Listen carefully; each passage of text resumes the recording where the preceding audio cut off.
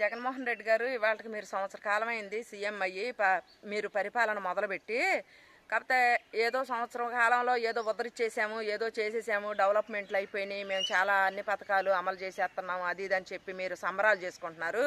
కాకపోతే మీరు సంవత్సర కాలంలో సంబరాలు చేసుకున్నంత అయితే ఇక్కడ ప్రజలు ఎవరో కూడా సంతోషంగా ఆనందంగా అయితే లేరు.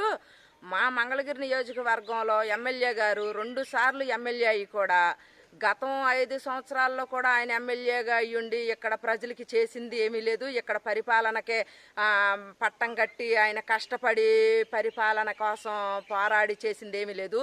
ఎలక్షన్లప్పుడు ఇంటింటికి తిరిగి ఓట్లేయండి అని ఓట్లు వేయించుకుని ఇవాళ ప్రజలను వదిలేసేసాడు. అభివృద్ధి గాలికి వదిలేసేసారు. మీరేదో సంవత్సరంలో మేమేదో అభివృద్ధి చేసామని మీరు పండగలు చేసుకుంటున్నారు. మీరు మీ మంత్రులు మీ ఎమ్మెల్యేలు పండగలు చేసుకుంటున్నారు.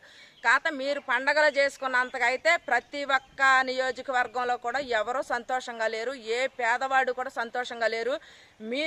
మీరు సీఎం అయ్యి మీరు అధికారంలోకి వచ్చినాక మీరు ఏమేమి అమలు చేశారు, మీరు చెప్పిన నవరత్నాల్లో ఏమేమి అమలు చేశారు. ఒక మంగళగిరి నియోజకవర్గంలోనే ఆటో నగర్లో ఐటీ కంపెనీలో ఎంతోమంది పేదవాళ్ళు ఉద్యోగాలు చేశారు గత ప్రభుత్వంలో. ఇవాళ మీ ప్రభుత్వం వచ్చినాక మంగళగిరి నియోజకవర్గంలో ఎంతమంది ఉద్యోగస్తులు సంతోషంగా ఉండారో, ఎంతమంది వ్యాపారస్తులు సంతోషంగా ఉండారో ఇదొక్కటి మీరు మంగళగిరి నియోజకవర్గంలో తరపున మేము మాట్లాడుతున్నాం. మంగళగిరి నియోజకవర్గంలో మహిళలుగా మేము ఇక్కడ ఎంత బాధపడుతున్నామో మేము మీ దృష్టికి తీసుకురావాలని మేము చెబుతున్నాము.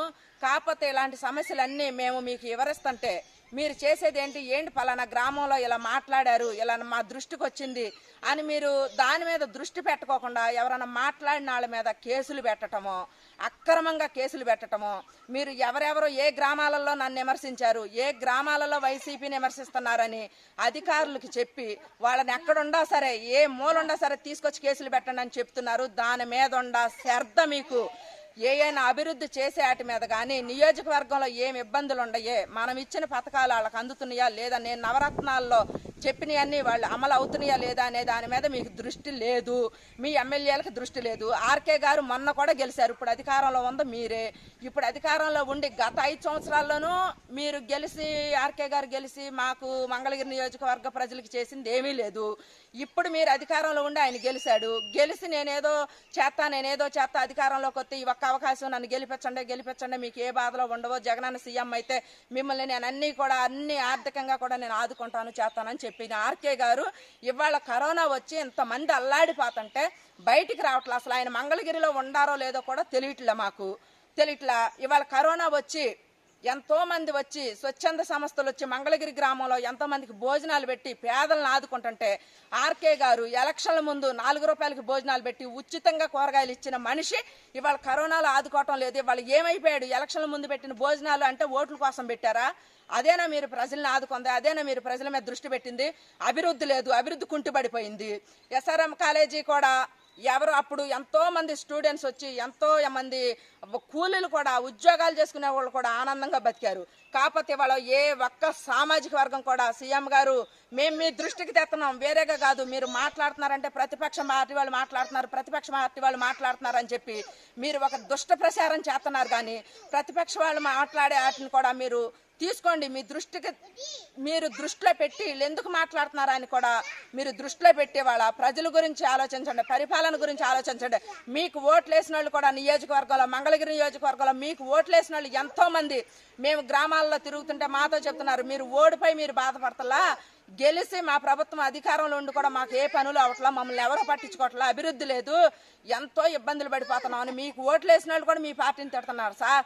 దాని మీద దృష్టి పెట్టండి సీఎం గారు. మీరు ప్రతిపక్ష పార్టీలు విమర్శిస్తున్నారంటే ఎందుకు విమర్శిస్తున్నారా అని దృష్టి పెట్టండి. కుడి చేత్త ఇచ్చాడు జగన్మోహన్ రెడ్డి, ఎడం చేత్త లాగేసుకుంటున్నాడని ప్రతి ఒక్క ఆటో డ్రైవర్ కూడా 10,000 ఇచ్చారని మీరు ఎంతో గొప్పగా చెబుతున్నారు మీడియాల్లోనూ. 10,000 ఇచ్చి ఆటోకి నెలకు 3 కేసులు రాశారని చెప్తున్నారు. గత ప్రభుత్వంలోనే మాకు బాగుందని చెప్తున్నారు. అది కూడా మీరు దృష్టి పెట్టండి. అమ్మఒడి అని అంటున్నారు. అమ్మఒడి ఎవరి కోసం వేశారు? అమ్మఒడి మేము ఏమన్నామని అడుగుతున్నారండి. మీకు వేసిన ఓట్లు వేసిన పేదలే వాళ్ళు మాట్లాడుతున్నారు. అమ్మఒడి మేము అడిగాము, అమ్మఒడి 15,000 వేసాడు, ఉల్లిపాయలు నిత్యావసర సరుకులు అన్ని ధరలు పెంచేశాడు. అభివృద్ధి లేదు, అభివృద్ధి కుంటుపడిపోయింది. ఈయన 15,000 వచ్చి మాకు ఒక నెల 2 నెలలు వస్తాయని అన్నారు. అభివృద్ధి ఉంటే మా పిల్లలకు ఉద్యోగాలు వస్తాయి, ఈ గ్రామాల్లో చదువుకుని మా పిల్లలు చదువుకున్న పిల్లలు ఉన్నారు, ఉద్యోగాలు వస్తాయి, మా భవిష్యత్తులు బాగుంటాయని చెప్పి ఒక్క అవకాశం అని చెప్పి మాట తప్పన మడం తిప్పనని చెప్పిన సీఎం గారి వాళ్ళ మమ్మల్ని ఎంతో మంది ఏడిపిస్తున్నారని ఎంతో మంది అనుకుంటున్నారండి. వాళ్ళకి సంవత్సర కాలం అయిందని మీరు గొప్పగా చెప్పుకుంటున్నారు. మీ చుట్టూ ఉన్న మంత్రులు, మీ చుట్టూ ఉన్న ఎమ్మెల్యేలే మీకు ప్రపంచం అనుకున్నారు. వాళ్ళు చెప్పినయే మీరు అంటున్నారండి. మీరు బయటకు రండి, మీ ఎమ్మెల్యేని కానీ మీ మంత్రులు కానీ మీరు బయటకు నియోజకవర్గంలోకి పంపించండి, వాళ్ళ ఇబ్బందులు ఏంటో అనేది అడిగి తెలుసుకోండి. లేకపోతే మీరు రండి, ప్రతిపక్ష కార్యకర్తలుగా మేము మీకు వచ్చి సార్ పలానా ఏరియాలో ఈ ఇబ్బంది పడుతున్నారు, మీ కోట్లు వేసిన వాళ్ళేనండి, ఈ కుటుంబాలు మీకు వేసిన వాళ్ళేనండి అని మేము మీకు చెప్తాం. మీరు బయటకు రండి సార్, మీరు కేసులు పెడతాం కాదు, మీరు ఈ సంవత్సర కాలంలో పరిపాలన చేశారు, మీరు అధికారంలోకి వచ్చిన ఈ సంవత్సర కాలంలో మీరు చేసిన పరిపాలన ఒకటే సార్ మేము చెప్తున్నాం. బాగా దృష్టి పెట్టండి.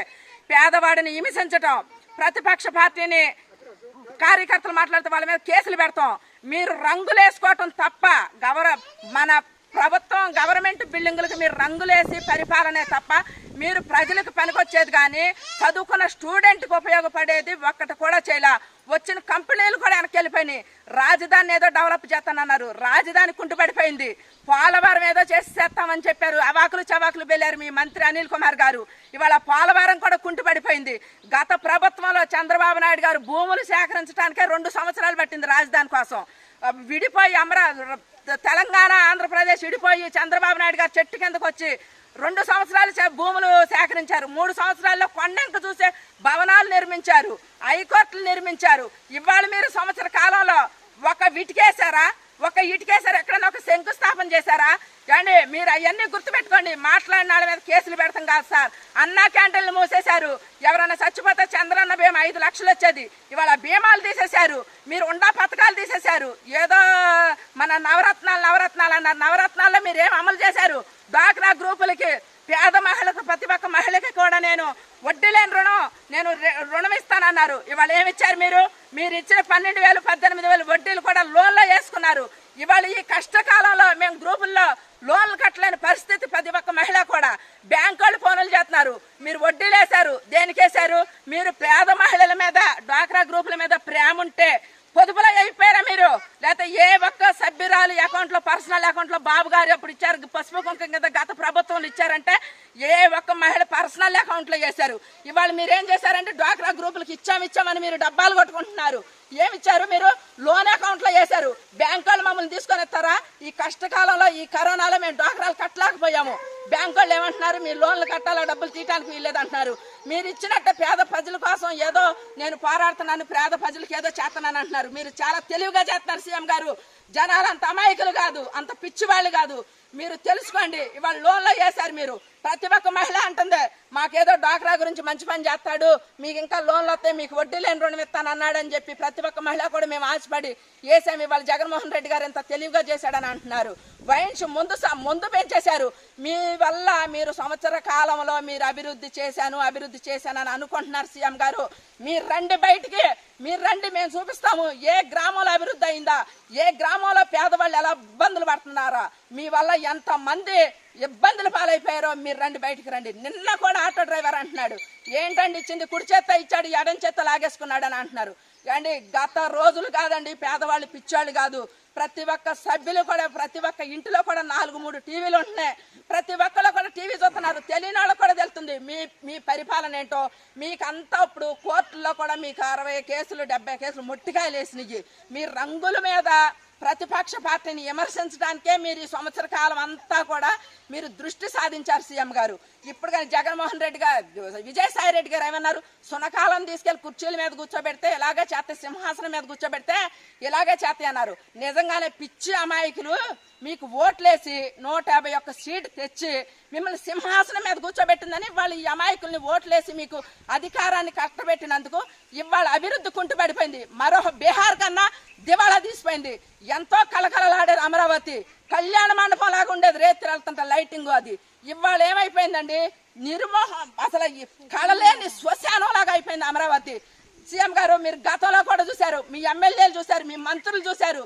గత ప్రభుత్వంలో రాజధానిలో ఎలా పనులు జరిగాయో, ఎంతమంది ఉద్యోగస్తులు సంతోషంగా ఉండారో, ఎంతమంది పేదవాడు ఈ మంగళగిరి నియోజకవర్గంలో ప్రతి ఒక్క పేదవాడు కూడా కూడా ప్రతిరోజు పండగగానే ఇంట్లో జరుపుకునేవాళ్ళు. ఇవాళ ప్రతి ఒక్కళ్ళు కూడా 10 రూపాయలు నమ్మకం ఖర్చు పెట్టుకోవాలంటే 100 ఆలోచిస్తున్నారు. ఇవాళ ఈ రూపాయి ఖర్చు పెడుతున్నాను, నా పరిస్థితి ఏంటి, రేపు వచ్చే దారి లేదు, ఈ అభివృద్ధి లేదు, కంపెనీలు లేవు, పనులు లేవు అని ఎంతమంది అల్లాడిపోతున్నారు. మీరు దాని మీద దృష్టి పెట్టండి. ప్రతి నియోజకవర్గంలో కూడా మీకు గెలిచిన ఎమ్మెల్యేలు బయటకు పంపించండి. మేము వస్తాం. ఏ ఇంట్లో ఏ ఇబ్బంది ఉందో, ఏ పేదవాడు ఎలా ఇబ్బంది పడుతున్నాడో మీ ప్రభుత్వం గురించి ఏంటో చెప్తారు. మీరు బయటకు పంపించండి మీ ఎమ్మెల్యేలని, మీ మంత్రుల్ని. మీ మంత్రులకే ఇసుక దొరకట్లే. ఇసుక దొరక్క 8 నెలలు అల్లాడిపోయారు, కార్యకర్తలు చచ్చిపోయారు.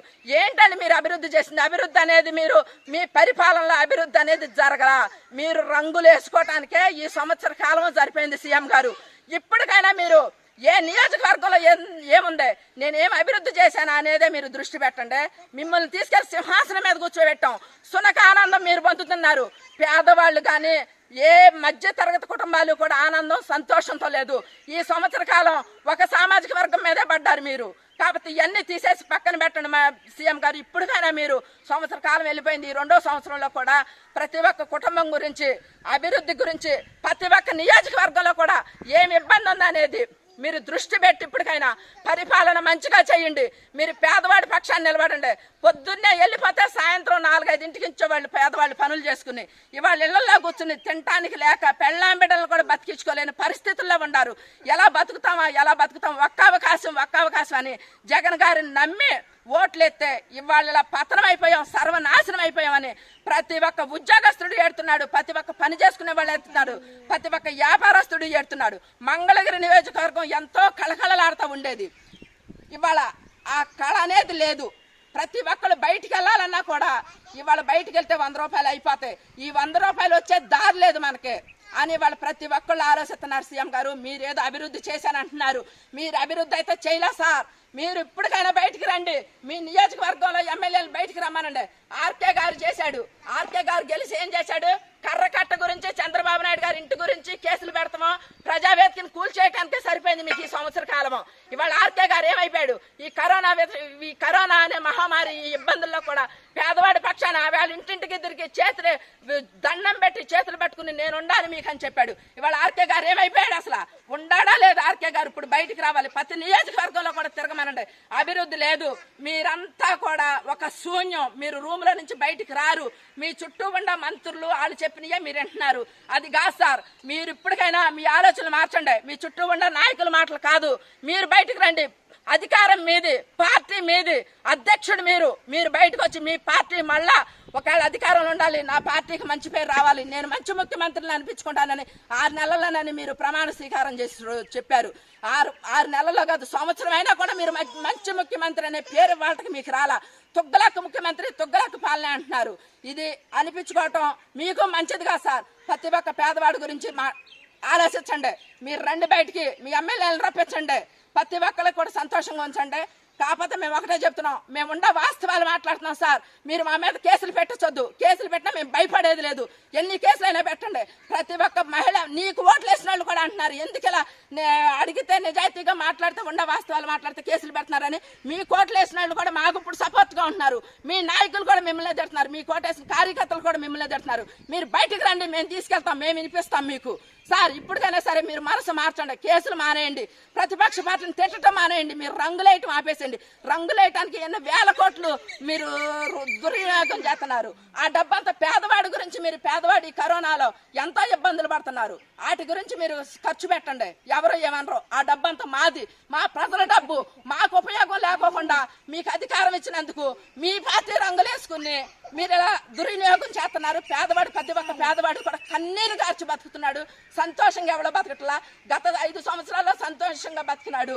ఇవాళ కన్నీరు కార్చి బతుకుతున్నాడు సార్. ఇప్పటికైనా మీరు నియోజకవర్గాల మీద దృష్టి పెట్టండి. మీ ఎమ్మెల్యేలు పంపించండి. డెవలప్మెంట్ లేదు ఎక్కడా కూడా. మేము చెప్తున్నాం సార్. మీరు ఇప్పుడైనా వినండి. ఏంటనేది మీరు దృష్టి పెట్టండి ప్రజల మీద. ఇదే సీఎం గారు మేము మిమ్మల్ని కోరుకునేది.